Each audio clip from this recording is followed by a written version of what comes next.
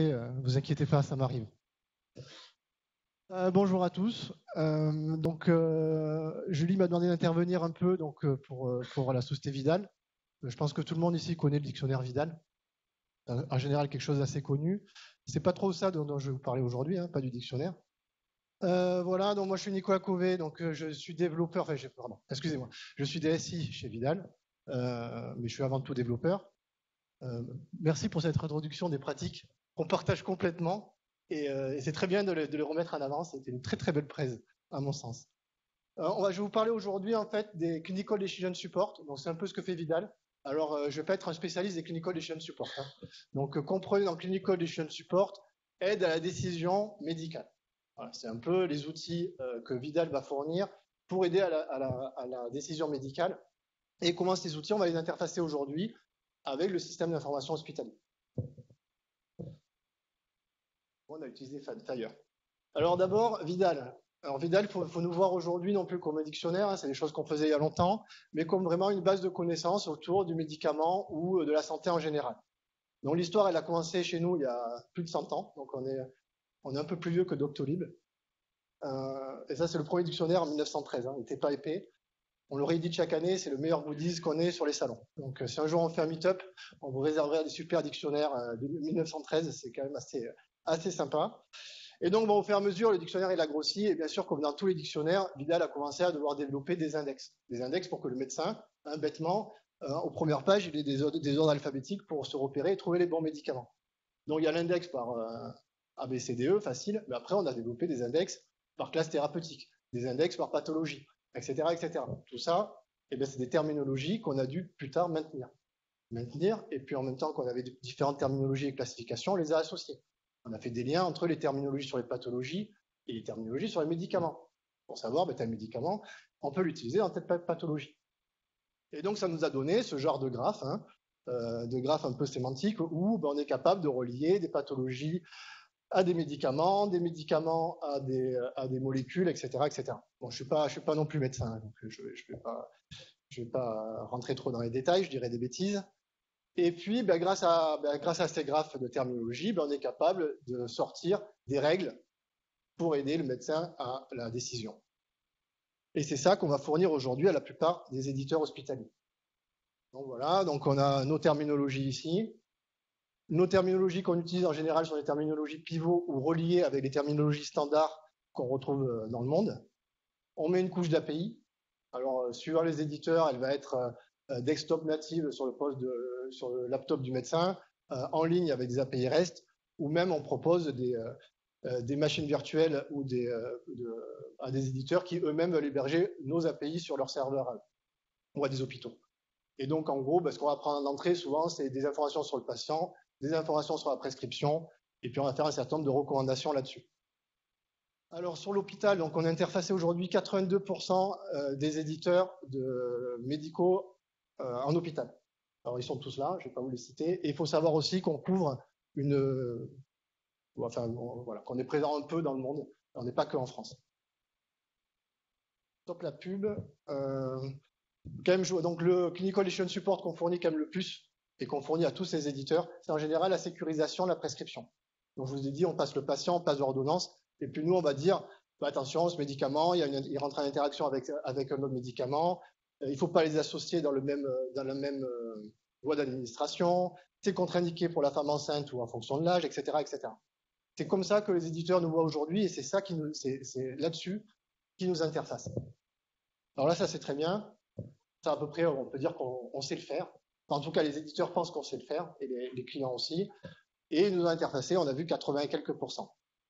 Alors le problème de ça, c'est qu'ils nous ont interfacé comme ça. Alors là, c'est une superbe urbanisation du SIH, très très simplifié.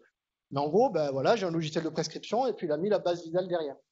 Et il a mis la base Vidal et il va faire appel à nous uniquement pour le use case qu'il connaît, à savoir sécurise-moi telle prescription pour tel patient.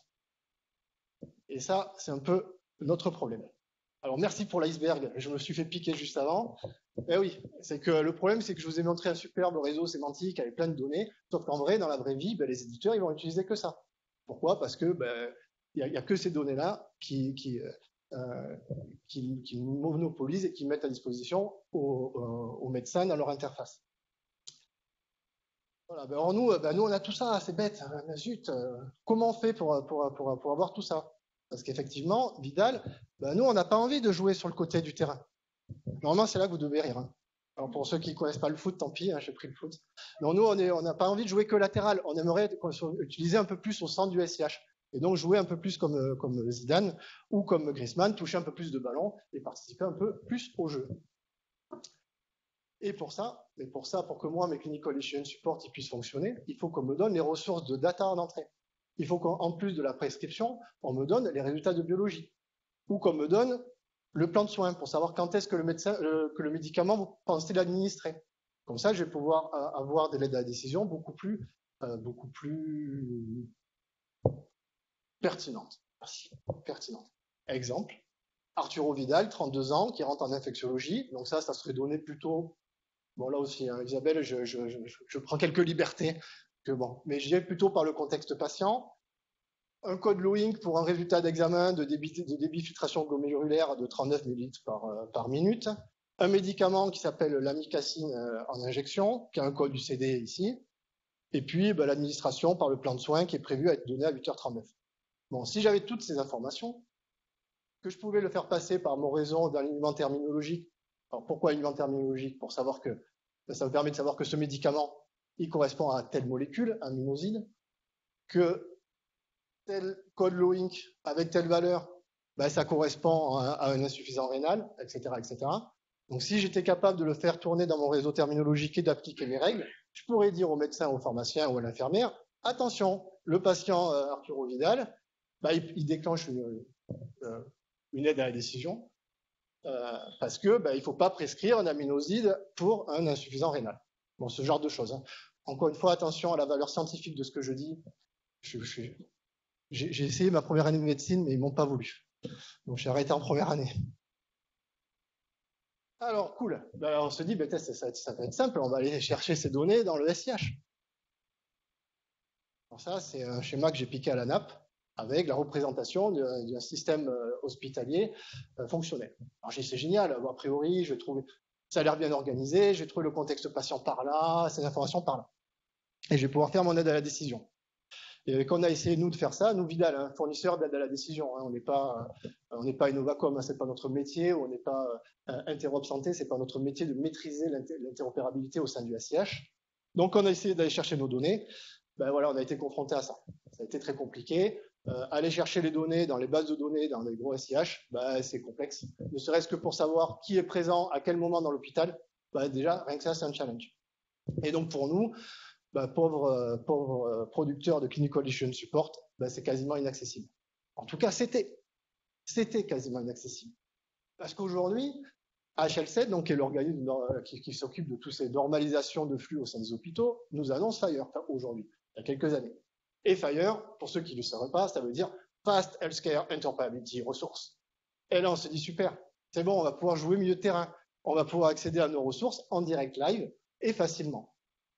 Alors, pour nous, pour mon informaticien, ça me fait penser au changement quand je suis passé du filaire au Wi-Fi. En fait, c'est un peu ça. Aujourd'hui, on a du Wi-Fi, je me connecte, j'accède au réseau. La complexité du réseau pour l'administrateur du système, elle est toujours aussi compliquée, mais pour moi, utilisateur, elle est très simple. Je me connecte tout seul et j'accède. Donc voilà, donc on s'est dit, c'est génial, je vais pouvoir utiliser les ressources medication request pour mes médicaments. On est allé chercher un peu côté observation pour les résultats de labo. Et puis alors pour les séjours et pour les patients, autour de clinical et puis administration. On essaye en tout cas. Et on a cherché ça, on positionne une nouvelle offre qui s'appelle Vidal Sentinel. Donc l'idée, c'est de dire, ok, on va aller chercher ces données, on va y accéder via des ressources FHIR et on va pouvoir faire tourner nos clinical issue support. Alors pour ça, on a utilisé l'expérience qu'on a des intégrations, donc on a beaucoup de partenaires avec qui on a travaillé, et on s'est dit on va quand même se faire aider, et on est parti avec un éditeur qui a bien voulu jouer le jeu avec nous, qui s'appelle le SIB, et donc c'est lui en fait qui nous a facilité l'accès à ces ressources-là, via son DPI sillage. Et donc l'idée, voilà, donc on a positionné notre solution, et l'idée, je ne vais pas vous présenter non plus le produit parce que je ne suis pas tellement là pour ça, mais c'est un peu de monitorer les patients qu'il y a dans l'hôpital à un instant T, et éventuellement le risque ou l'attention qu'on devrait porter en fonction de nous ce qu'on trouve. Donc voilà, donc on retrouve les medication requests, l'observation, les encounters, les patients, et puis là, je vais pouvoir récupérer en direct mon UCD, mon code Lewin du résultat de labo, mes dates, etc. Et je vais pouvoir dire, attention Arturo Vidal, il faut peut-être aller le voir parce que il y a peut-être quelque chose à faire attention. Ah oui, j'ai pas parlé. J'ai dit qu'il était en infectiologie. Parce que s'il avait été en urologie, ce genre d'alerte ne serait pas déclenché parce que, l'insuffisance rénale en urologie, traité pour antibiotiques, certainement, c'est plus courant que quelqu'un en infectiologie. Tac, tac, suivant. Ah. Donc ça, c'était super, le SIB, premier hôpital, on arrive à connecter nos liens, etc. Bon, sauf qu'en fait, après, on a essayé de faire ça dans un deuxième hôpital, et puis là, on s'est confronté un peu à la réalité du terrain, c'est-à-dire que dans la SIH aujourd'hui, on verra la PHP tout à l'heure, mais vraiment, grosso modo, Fire, vous n'allez pas le trouver partout. Enfin, en tout cas, nous, on le trouve pas partout. Et effectivement, ce qu'on a trouvé très vite, alors c'est un cas fictif, hein. Bien sûr, j'ai mis un peu tout, on a trouvé du HL7V2, qu'on connaissait déjà, mais souvent, pour aller récupérer la prescription, là, c'est une espèce de fichier Excel qui est déposé toutes les nuits dans un répertoire partagé. Ok, donc pour le monitoring en direct, c'est un peu compliqué. Et du coup, on a dû développer une espèce de petite moulinette qu'on appelle loader, qui va récupérer un peu ces différents flux pour les remettre au format Fire et les pousser. Alors pareil, ce loader, c'est pas du tout une ambition qu'on a de le développer, donc certainement on va l'open sourcer. Alors je sais pas si d'autres aujourd'hui ont le même genre d'outil. J'imagine que ça existe. Mais un jour peut-être on reviendra vous le présenter pour trouver plein de participants qui veulent nous aider à transformer ces flux en flux Fire ou en ressources Fire. Et idéalement, parce que ce qu'on aimerait idéalement, c'est ça. Idéalement, ça serait génial qu'on revienne, que tous ces éditeurs de logiciels, donc j'ai cité Agfa, Mainker, Medasys, qui sont certainement en cours, proposent leurs ressources dans ce standard. Ça serait plus facile pour tout le monde et on sait qu'ils peuvent le faire. Et même qu'ils vont le faire. Et même qui sont déjà en train de le faire. Voilà, la suite pour nous. Alors la suite pour nous. Donc là c'est bien beau, on a un peu profité du standard. On a un peu piqué les ressources à ceux qui nous ont donné. Mais bon, nous CDS, quand même, l'idée c'est quand même de rendre après la réponse, c'est de la rendre au logiciel d'origine, au logiciel qui me l'a donné. Pour ça, il y a pas mal de choses qui se développent autour de Fire. Je pense que ça aussi, alors, je ne sais pas si on l'a déjà fait dans le meetup Fire, mais c'est des choses qu'il faudra développer. Donc, on louche pas mal sur les smart apps. Donc, je vous ai montré notre application. Aujourd'hui, c'est une application qui est pas smartatisée, entre guillemets, mais on pense bientôt la faire. Et surtout, on louche beaucoup sur CDS Hook. CDS Hook, c'est un peu un langage de communication entre l'IHA et la proposition de service d'aide à la décision. Et donc, l'idée, c'est que l'IHR demande un service d'aide à la décision et ce qu'on lui renvoie, c'est différents retours, soit sous forme textuelle, soit sous forme d'interface, soit sous forme de choses à cliquer, on va dire, enfin en tout cas d'interaction avec l'utilisateur que le HR devrait implémenter. Et en concret, donc là on retrouve sillage, le SIB. L'idée c'est de pouvoir retrouver au sein de l'écran alors je crois que c'est la conciliation pharmaceutique, mais je ne suis pas sûr du nom. C'est toi ? Enfin, en tout cas, qui résume tous les patients d'hôpital au sein du système sillage, de pouvoir leur rendre le score s'ils veulent l'afficher, et éventuellement qu'eux puissent mettre un lien pour afficher notre superbe Smart App. Bon, ça, c'est pas encore. Hein. C'est bientôt, très bientôt, mais on reviendra vous en parler, en particulier sur CDSO. Je crois que j'ai fini. Voilà. Et si vous avez des questions, je suis encore là.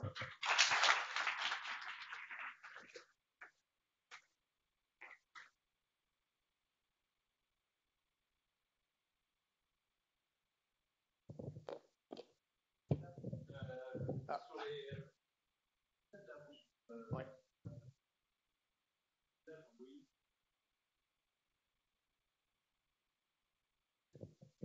Oui.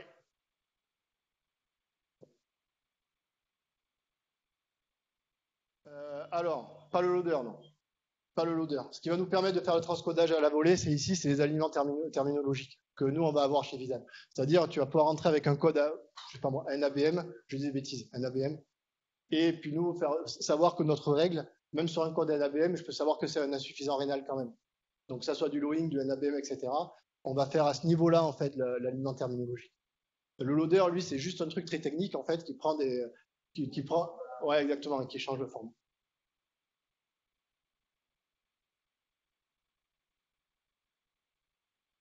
Alors aujourd'hui, on est en bêta-test sur 3 hôpitaux.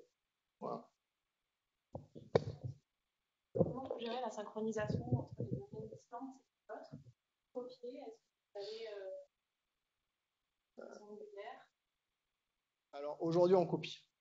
Aujourd'hui, c'est alors pour les deux, hein, pour 2 raisons. Donc pour celle-là, on aurait pu ne pas copier, parce que celle-là, en fait, les ressources sont présentes au sein de l'EHR, au sein du dossier patient. Voilà. Par contre, quand on est dans ces cas-là, pardon, bah là, les données, en fait, elles n'existent pas comme ressources. Donc je suis obligé de les recopier ici une fois que je les ai transformées pour les garder dans un tampon le temps de les utiliser.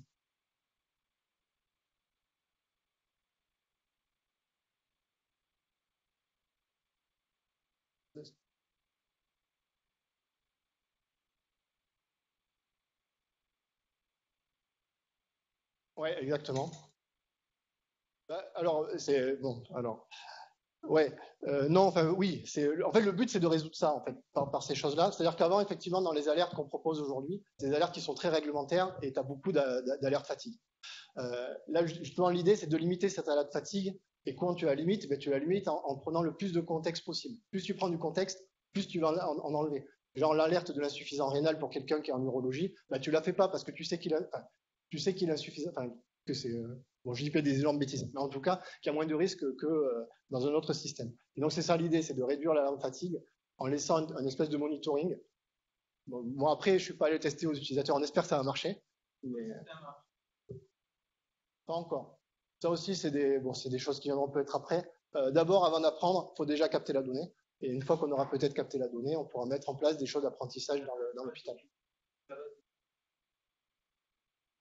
Bah, ça dépend. La principale source de connaissances, oui, c'est les règles Vidal. Mais derrière, quand tu parles de l'apprentissage, la principale source de connaissances, ça va être les données qui sont au sein de l'hôpital. Ce qui va être intéressant, c'est la donnée de vie réelle au sein de l'hôpital. Oui.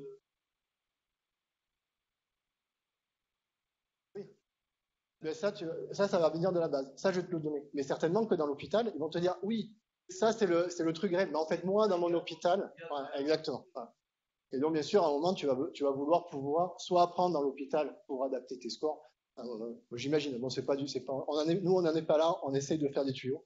Mais bon, c'est des choses qu'on peut bien sûr imaginer. Ouais.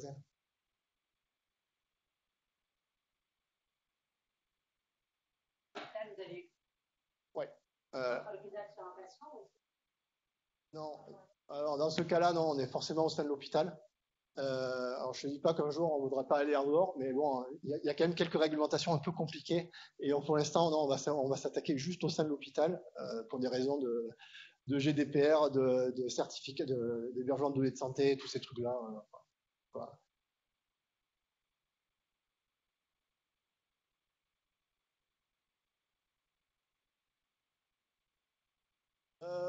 Alors le moteur de règles là, qu'on utilise, bah, c'est Drools en fait hein, qu'on a utilisé. Les inférences et les ontologies en fait elles sont faites dans l'autre partie, plutôt dans le graphe. Une fois qu'on le transforme en règle, on a dénormalisé en fait si tu veux le graphe de façon à faire à plus faire de l'inférence. Te dire. Dans ton graphe, tu pourrais le parcourir, sauf que quand je fais une règle 1 plus 1 égale 2, bah, j'ai besoin juste de la dénormaliser pour qu'il n'y ait que celle-là qui s'applique. Enfin, globalement, le système global, oui. Si tu prends les 2 briques, oui.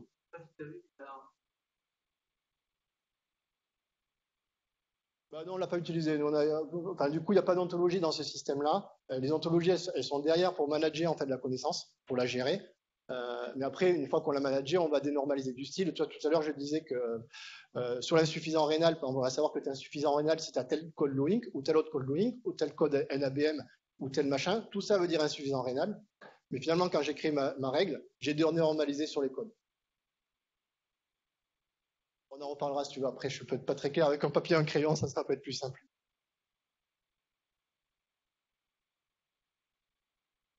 Ouais, alors j'ai pas fait le schéma, mais effectivement, dans la pop-up, après, tu peux cliquer pour aller voir qu'est-ce qui a fait que la règle s'est déclenchée. Là, je t'ai obligé de me libeller, mais il y a un minimum d'explication. Parce que souvent, en plus, parce que bon, les 3 quarts du temps, quand même, ça veut pas dire qu'il y a un risque. On va dire, ah attention, il y a ça et ça qui s'est déclenché parce que ça, mais le médecin ou le pharmacien va te dire, oui, mais si, je suis au courant, c'est normal. Quand même, le mec, il est malade, je lui ai filé un médicament. A priori, je sais déjà qu'il va pas très bien.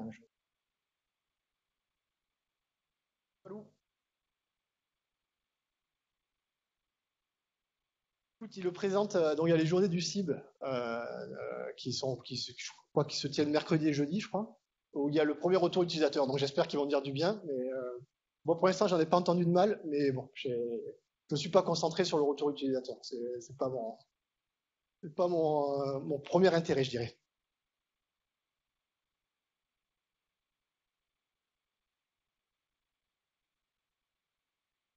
On a une armée de gens. L'alignement terminologique, on a une armée de gens. Et si tu veux, Vidal, c'est 120 personnes. Sur ces 120 personnes, tu en as 60-70, c'est pharmaciens et médecins qui font ça un peu toute la journée.